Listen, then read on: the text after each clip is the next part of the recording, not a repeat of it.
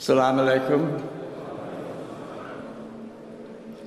May I first extend my very warmest thanks to the Ahmadiyya Muslim community for inviting us to this enormously impressive convention and for allowing us the opportunity of meeting, before we came into this gathering, some of the representatives of the many other Ahmadiyya communities throughout the world. And I was particularly impressed to hear what the Minister from Uganda just said about the remarkable work of Humanity First, which we had an opportunity of discussing with some of their officials immediately before we came in. And my respectful thanks to His Holiness for the honor of being received by him earlier this afternoon, and for his tremendous spiritual leadership of the Ahmadiyya Muslims throughout the 5 continents in which you live. Huzur teaches the doctrine of peace and love within each community and between nations and peoples on the wider scale. And that is the true message of Islam. And it's also the principle on which people belonging to all religions, or to none, ought to be able to agree. As you know, His Holiness urges us to have love for all and hatred for none. And that's the only sound prescription for human beings to live together without conflict, and one that most people accept in theory, even if they don't always live up to it in practice. You know that in the Universal Declaration of Human Rights, the nations of the world decided that everyone has the right to freedom of thought, conscience, and religion. This right includes freedom to change his religion and belief, to manifest his religion or belief in teaching, practice, worship, and observance.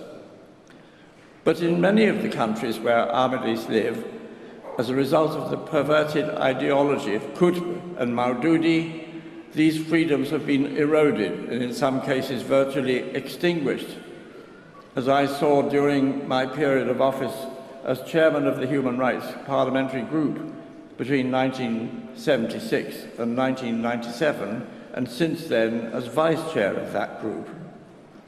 In Pakistan, the land where the promised Messiah appeared, the Parliamentary Human Rights Group noted earlier this year that Ahmadis face multiple threats to life and property, that they're effectively disfranchised, prevented from holding public gatherings, are denied access to higher education, and barred from entry to public employment except at the lowest levels.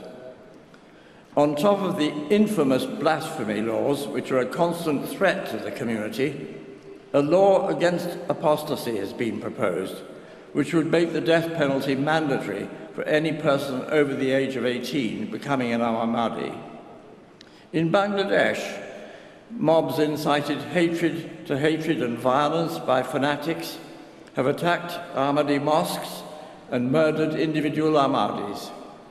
And whilst this situation has certainly eased since the caretaker government came into power in January, and you may have noted that 30-year prison sentences were imposed this week on some of the political patrons of the terrorists, the main organization which peddles hatred against the Ahmadis is still in operation, and death threats are still being made against members of the community by terrorist assassins.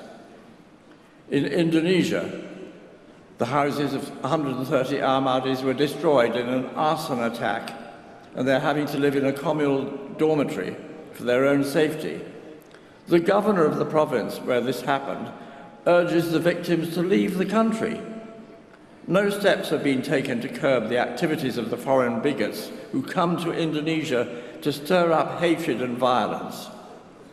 In Saudi Arabia, some 56 Ahmadi guest workers and their families have been summarily deported for praying in a private hall which they used as a place of worship. All their property was arbitrarily confiscated.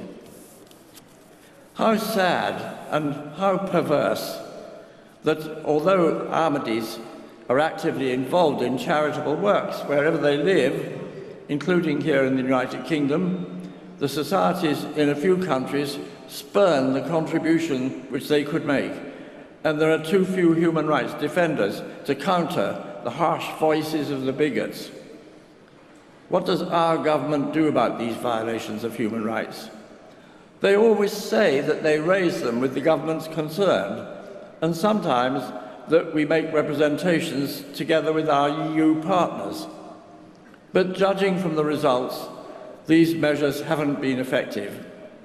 Over the years, conditions have become worse for Ahmadis on the ground, and in some cases in their national legal systems. We need a more coordinated and proactive approach to the promotion of religious tolerance, without which the planet can never be liberated from hatred and fear. It should be a source of pride for us to have the world headquarters of the Ahmadiyya Muslim community here in the UK, and we should take on the responsibility of leading the campaign to ensure that they have the same rights and freedoms everywhere else in the world that we enjoy here at home.